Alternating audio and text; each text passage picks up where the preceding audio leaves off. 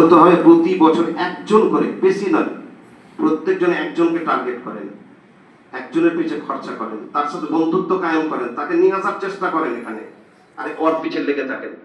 কিন্তু দুঃখের বিষয় আমরাই তো দায়ী হতে পারলাম না, আমরাই কর্মী হতে পারিনি। সারা জীবন মনে হচ্ছে কর্মী হতেই লেগে যাবে আমাদেরকে, প্রকৃত কর্মী আমরাই হতে পারিনি, তো কাকে নিয়ে আসবো? এইরকম হয়ে গেছে ব্যাপার। তো দাওয়াতের কাজ করতে হবে বেশি বেশি করে। আল্লাহ তাআলা গ্যারান্টি দিয়েছেন যে যদি কোনো এলাকাতে ইসলাম কাজ হয় তাহলে আল্লাহ ওই এলাকাকে ধ্বংস করবেন না, ওই এলাকাকে ধ্বংস করবেন না। সূরা হুদ সূরা নম্বর 11 আয়াত নম্বর 117 বলেছেন যে আল্লাহ তোমাদের রব এমন নন যে লিইহলিকাল কুরা বিযুলমিন ওয়া আহলুহা মুসলিহুন, যে জুলমের কারণে, অত্যাচারের কারণে কোন এলাকাকে ধ্বংস করে দিবেন আর ওই এলাকার লোকেরা ইসলাহ করে না, করবেন না, আল্লাহ ধ্বংস করবেন না।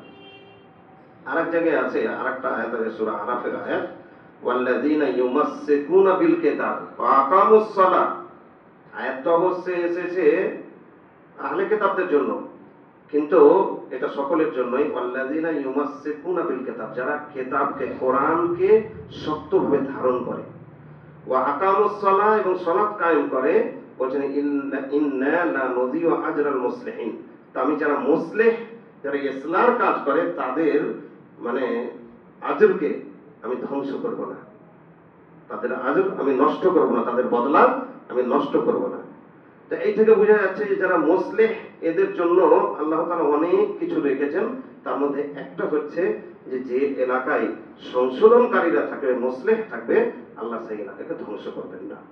বেশি বেশি ইস্তেগফার করতে হবে, বসে থাকবেন, চলতে ফিরতে, উঠতে বসতে ইস্তেগফার করতে হবে। নবী আকরাম সাল্লাল্লাহু আলাইহি ওয়াসাল্লাম বলেছেন যে আমি দিনে 100 বারের বেশি ইস্তেগফার করি। তো আল্লাহ নবী সাল্লাল্লাহু আলাইহি ওয়াসাল্লাম, যার ঈমান পাহাড় চেয়েও মজবুত, তিনি 100 বারের বেশি ইস্তেগফার করেন। আমরা নিজে নিজে একটু ভেবে দেখি তো কয়বার করি আমরা দিনে ইস্তেগফার? অনেকের মনে হয় ইস্তেগফার করাই হয় না। ইস্তেগফার করুন, আল্লাহর কাছে ক্ষমা চান।